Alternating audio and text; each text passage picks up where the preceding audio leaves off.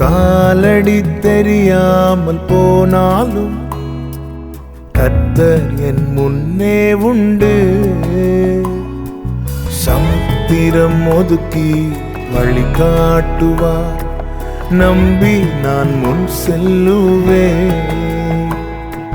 சமுத்திரம் ஒதுக்கி வழி காட்டுவார், நம்பி நான் முன் செல்லுவேன். இயேசுவை நம்புவேன், நாளெல்லாம் நான் பின்பற்றுவேன். என்னை அவரிடம் ஒப்படைத்தேன், வெட்கப்பட்ட. இன்றைய வாக்குத்தத்த வசனம். இயேசு கிறிஸ்துவின் இனிய நாமத்தினாலே உங்களை வாழ்த்துகிறேன். கிருபையாய் இந்த நாளை கர்த்தர் காண செய்திருக்கிறார். கர்த்தர் கிருபையாய் ஒவ்வொருவரையும் நடத்துவாராக. ஏசாயா தீர்க்கதரிசன புஸ்தகம் 30வது அதிகாரம் 18வது வசனம். ஆனாலும் உங்களுக்கு இறங்கும்படி கர்த்தர் காத்திருப்பார், உங்கள் மேல் மனதுருகும்படி எழுந்திருப்பார். கர்த்தர் நீதி செய்கிற தேவன், அவருக்கு காத்திருக்கிற அனைவரும் பாக்கியவான்கள். கர்த்தருடைய பரிசுத்த நாமம் மகிமைப்படுவதாக. அருமையான வார்த்தை. காத்திருக்கிறவர்களுக்கு பலனை கொடுக்கிற, பலப்படுத்துகிற, உற்சாகப்படுத்துகிற அருமையான கர்த்தருடைய வார்த்தை. இந்த வசனம் படிக்கும்போது பார்க்கும்போது ஒரு காரியம் தெளிவாய் தெரிகிறது. என்ன? காத்திருக்கிறவர்களுக்காக காத்திருக்கிற தேவன். முதல் பகுதி சொல்லப்பட்டிருக்கிறது, கர்த்தர் காத்திருப்பார். யாருக்காக? கடைசி லைனில் சொல்லப்பட்டிருக்கிறது, அவருக்கு காத்திருக்கிற அனைவரும்.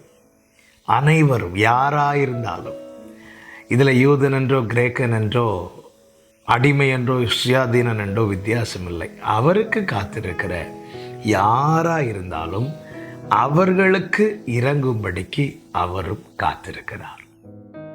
நாம் எதற்காக காத்திருக்கிறோம்? பெற்றுக்கொள்வதற்காக. அவர் எதற்காக காத்திருக்கிறார்? நமக்கானதை தருவதற்காக.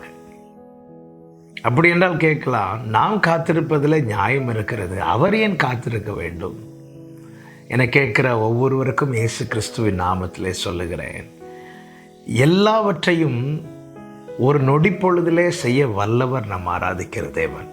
அப்படி இருந்தும் அவர் ஏன் காத்திருக்கிறார் தெரியுமா? அவர் சகலவற்றையும் அதின் காலத்தில் தான் செய்வார். அவர் நேர்த்தியாய் செய்கிறவர், அதின் காலத்திலே செய்கிறவர். எனவே அவர் ஏன் காத்திருக்கிறார்? அவருடைய வேலைக்காக. அவருடைய வேலை வரும்போது அவர் தாம் சொன்ன காரியத்தை நிச்சயமாக செய்வார். நாமும் அவர் வேலைக்காய் காத்திருக்க வேண்டும். அந்த வேலைக்காக அவரும் காத்திருக்கிறார். அவருடைய வேலை வரும் வரைக்கும் அவர் என்ன செய்கிறாராம்? காத்திருக்கிறார். அதன் பிறகு என்ன செய்கிறார்? எழுந்திருப்பார். அதன் பிறகு என்ன செய்கிறார்? கர்த்தர் நீதி செய்கிற தேவன் என்று சொல்லப்பட்டிருக்கிறது. காத்திருக்கிறார், எழுந்திருக்கிறார், செய்கிறார். நமக்காய் காத்திருக்கிறவர் நம்முடைய வேலை வரும்போது எழுந்திருப்பார், நமக்கு வேண்டியதை செய்து தருவார். அவருக்கு காத்திருக்கிற அனைவரும் பாக்கியவான்கள். காத்திருக்கிறீர்களா? அவரும் காத்திருக்கிறார். வேலை வரும்போது எழுந்திருப்பார், உங்களுக்கு வேண்டியதை நிச்சயமாய் செய்து தருவார். வேதம் சொல்லுகிறது, காத்திருக்கிற அனைவரும் பாக்கியவான்கள். எனவே காத்திருக்கிறவர்களே, நீங்கள் பாக்கியவான்கள். காரணம், அவரும் உங்களுக்காக காத்திருக்கிறார். ஜெபிக்கலாமா? எங்கள் நல்ல தகப்பனே, உம்முடைய வார்த்தைகளை தந்து எங்களை நம்ப பண்ணி உம்முடைய வேலைக்காய் காத்திருக்க வைத்திருக்கிறவரே ஸ்தோத்திரம். நீரும் எங்களுக்காய் காத்திருக்கிறீர் என்று இந்த நாளிலே எங்களோடு பேசின கிருபைகளுக்காய் நன்றி. நீர் காத்திருக்கிறவர், நீர் எழுந்திருந்து எங்களுக்கு வேண்டியதை செய்து தருகிறவர். அப்பா, அப்படியே ஒவ்வொருவருக்காய் ஜெபிக்கிற காத்திருக்கிற ஒவ்வொருவரும் உற்சாகத்தோடு முன் செல்ல கிருபை செய்யும். வேண்டியதை நீர் செய்ய போகிறதற்காய் நன்றி. உடைய பிள்ளைகளை பாக்கியவன்களாய் நிறுத்தப் போகிறதற்காய் ஸ்தோத்திரம். இயேசு கிறிஸ்துவின் நாமத்தில் பிதாவே, ஆமென்.